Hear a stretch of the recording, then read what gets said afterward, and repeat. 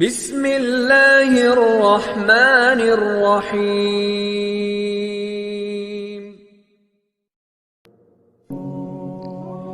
څوک چې د فجر یعنی د سبا لمونځ په جمع ادا کړي هغه د الله تعالی په امان کې دی.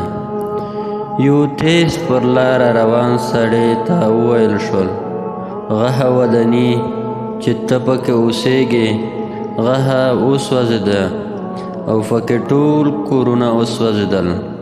سړی خپل آرام او مطمئن روان و، گویا چې د دوی خبره یې اورېدلې هم نه دي. نو خلکو ورپسې نارې کړې آیا تا وانه اورېدل چې موږ څه درته وویل؟ ده ورته وویل ممکن نه دی چې زما کور دې وسوځي.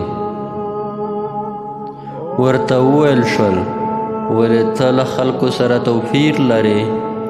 ده ورته وویل نه، خو لیکن ما د سهار لمونځ په جمع سره ادا کړی او زه د نبی علیه السلام په خبره باندې کلک یقین لرم چې دغه هم مبارک ویلي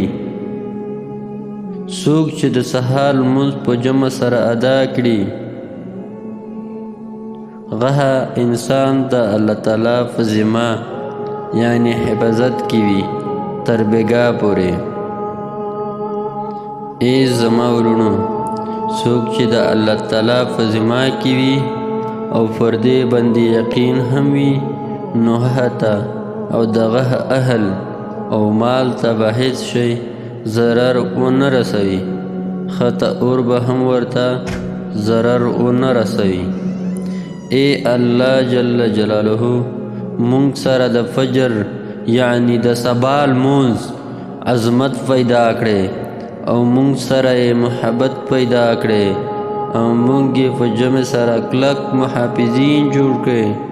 ای الله زمونږ زړونه ستا د کور سره وتړې د دې لپاره چې موږ ستا د رحمت سیوري لاندې راشو په هغه ورځ چې هلته بیا هیڅ سیوری نه وي. د ستا په رحمت سره ای ډېر رحم کوونکی ذاته.